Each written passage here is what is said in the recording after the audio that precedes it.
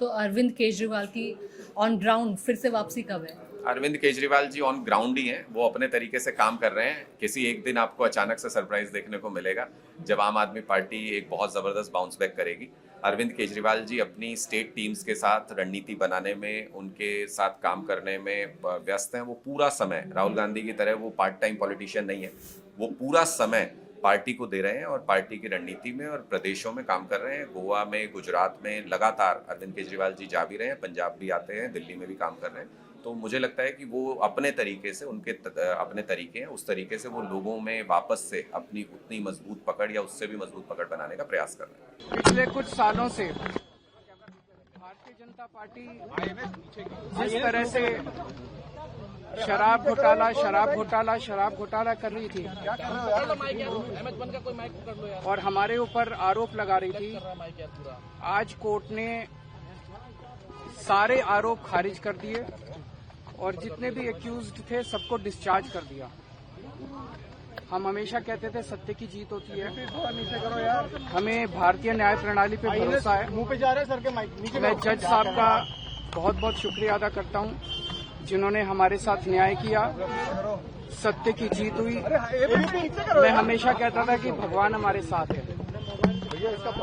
मोदी जी ने और अमित शाह जी ने मिल के आजाद भारत का सबसे बड़ा राजनीतिक षड्यंत्र रचा। आम आदमी पार्टी को खत्म करने के लिए आम आदमी पार्टी के सबसे बड़े 5 नेताओं को जेल में डाल दिया गया। यहां तक कि सिटिंग चीफ मिनिस्टर, जो आज तक भारत के इतिहास में कभी नहीं हुआ, सिटिंग चीफ मिनिस्टर को उसके घर से घसीटकर जेल में डाला गया और 6 महीने तक जेल में रखा गया। हमारे उप मुख्यमंत्री मनीष सिसोदिया जी, उनको लगभग 2 साल तक जेल में रखा गया। पूरा का पूरा फर्जी केस था। हमारे ऊपर कीचड़ फेंका गया।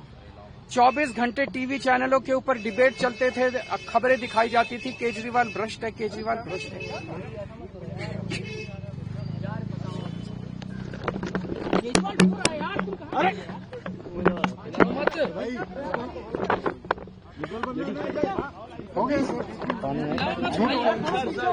संभालिए सर, अपने आप संभालिए, हिम्मत सर, हिलाओ मत भाई।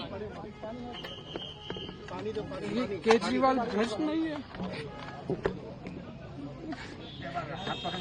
मैंने केवल अपनी जिंदगी में ईमानदारी कमाई है।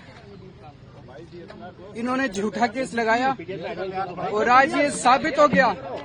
कोर्ट ने कहा है कि केजरीवाल कट्टर ईमानदार है, मनीष सिसोदिया कट्टर ईमानदार है, आम आदमी पार्टी कट्टर ईमानदार है। मैं प्रधानमंत्री जी से कहना चाहता हूं, सत्ता के लिए इस तरह से खिलवाड़ मत कीजिए देश के साथ, इस तरह से संविधान के साथ खिलवाड़ मत कीजिए। आपको सत्ता चाहिए, अच्छे काम कीजिए।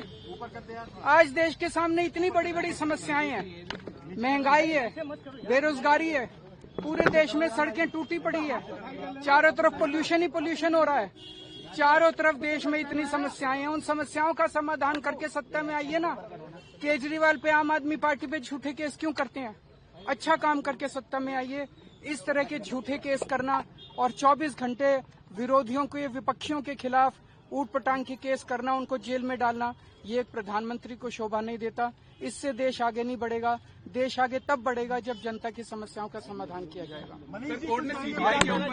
आज एक बार फिर गर्व हो रहा है देश के संविधान पर, बाबा साहब अम्बेडकर पर, जिन्होंने इतना शानदार संविधान दिया और सत्य की जीत हुई है।